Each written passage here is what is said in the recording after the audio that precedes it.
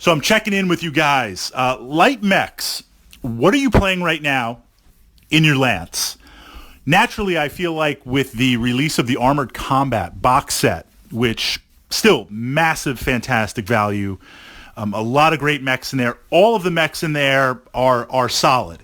If you're just jumping into Battletech, that set alone, you're going to find a use for all of those mechs, always, as you build out your collection. And on a side note, up on my channel, in the playlists, we explore some starting tactics. I say starting because it's going to give you some ideas on how to utilize those mechs and interact with the packed built-in hex maps. A few considerations, a few tactical considerations in there.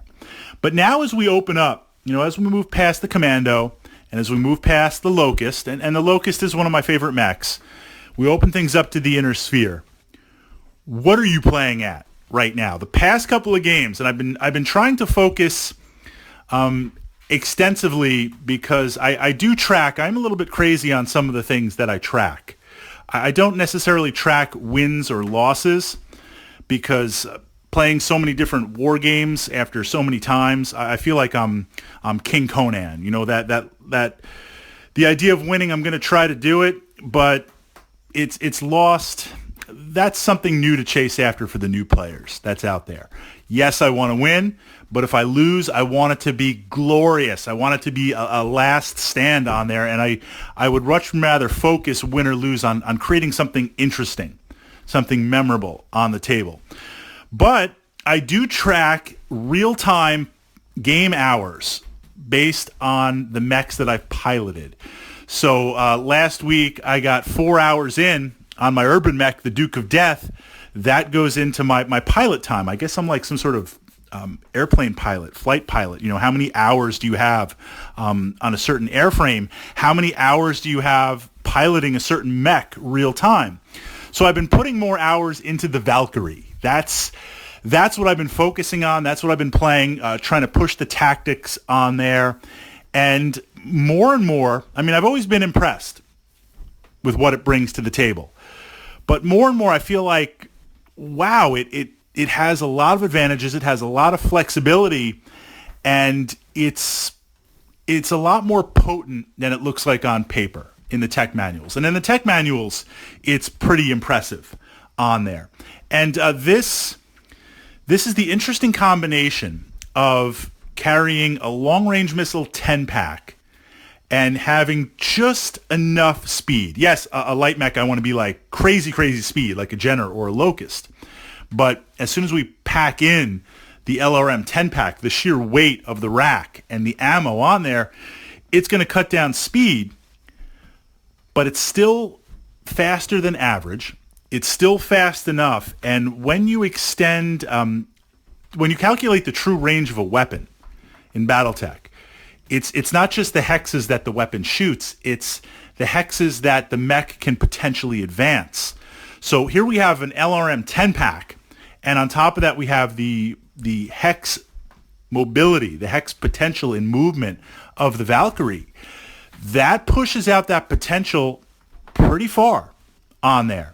And certainly, look, I'd love to have a 20-pack because you have to roll to see how the missile spread hits, and on average, a 20-pack is going to be a good bite of damage. And if I roll legendary, you're not going to like that on there.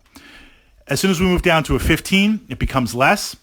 A 10 is right on that line, where if I roll legendary, it's going to be some really, really good damage. If I don't roll legendary, okay, it's still an okay spread.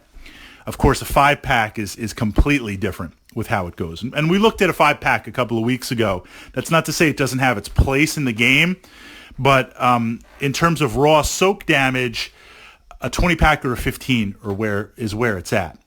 So a 10-pack being kind of riding that middle line in between 5 and 15, in theory, it doesn't look very special because it's like, well, Fritz, just pay the tax, pay the tonnage tax and upgrade it to a 15 or a 20.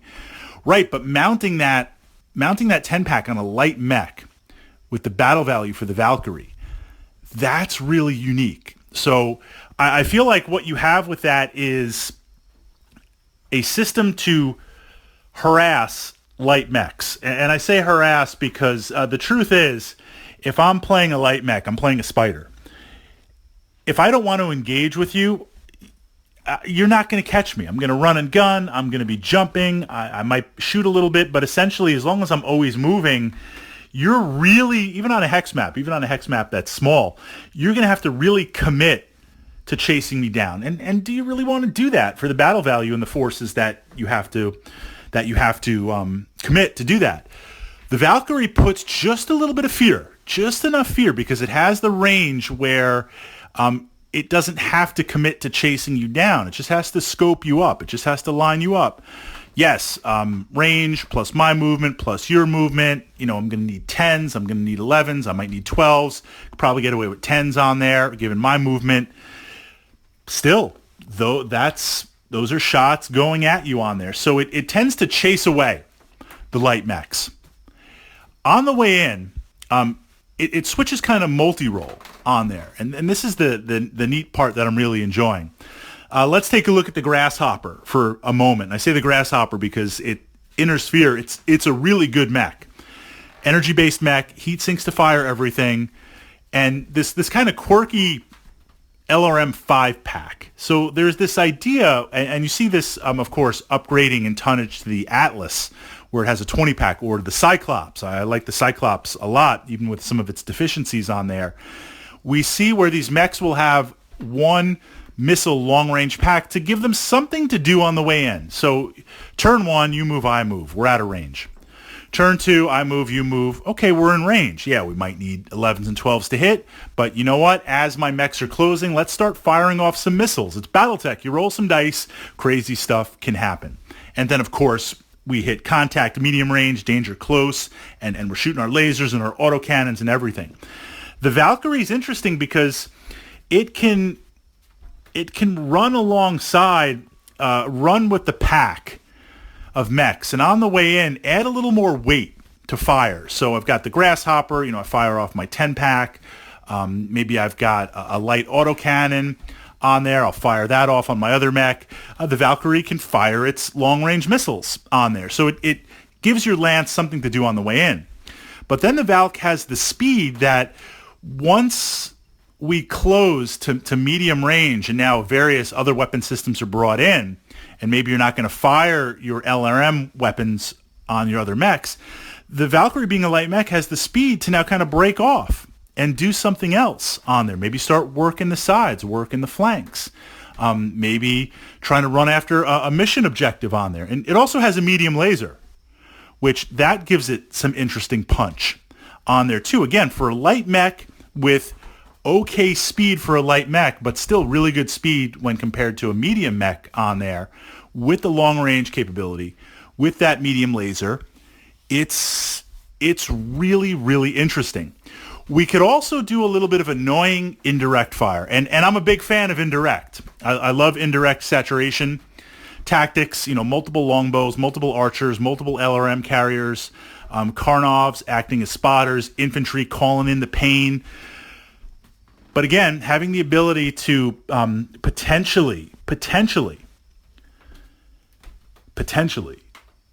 indirect fire on, if you just have, you might have something. I like the Striker, actually. I was going to say that the poor man's LRM carrier, but the Striker actually really isn't on there. It's a completely different role. But for the battle value, let's say you've got a Striker parked in the back somewhere, and you're like, I'm going to park this, hide it completely, do a little bit indirect, do some long-range missile fire, and then zoom up and punch you with my short-range missiles in the Striker. I mean, that's kind of Striker 101 tactics on there. That I'm not going to commit my other mechs to deal with that Striker, but it's kind of sitting out there, and I want to start throwing some dice at it, get you thinking about it. So if I can move up the Valkyrie, on the way in, I can add a little bit of firepower, break off, indirect on your Striker. Is it going to take it out? Probably not, but I'm going to hit a couple of times. I'm going to put some hurt, maybe some motive damage on there. I might force you to rotate and now fire at me, and I can have the speed of the Valkyrie trying to push on there. Valkyrie's also got some decent armor. So just a lot of different ways to open things up. I find myself really enjoying playing the mech. observations from being hours and hours in real time piloting this thing.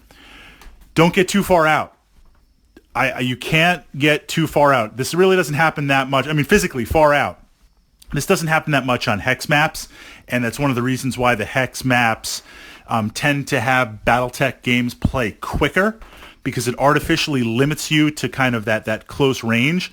When you open things up to a more traditional wargaming table, now you have a lot more maneuverability and a lot more options. I prefer to play on a traditional wargaming table, but I recognize and appreciate and do play on hex maps. And the new Catalyst hex maps look amazing. Absolutely. And even I was a major fan of the older hex maps. I thought they were really, really great and really awesome too to play on. But wow, the updates and the refresh, fantastic on there. What I've noticed with the Valkyrie is where, it's still a light mech, and it still only has one LRM 10 pack. So by getting too far out there, it's like, oh, okay, I'll run up the flank. I'll let my heavies kind of move forward a little bit and push out that threat bubble in terms of firepower. I'll run up the side of the table, hopefully not bump the table and have the miniature fall on the floor and just explode. But I'll spend a couple of turns running up the table, and then I'll flank and I'll be in perfect position.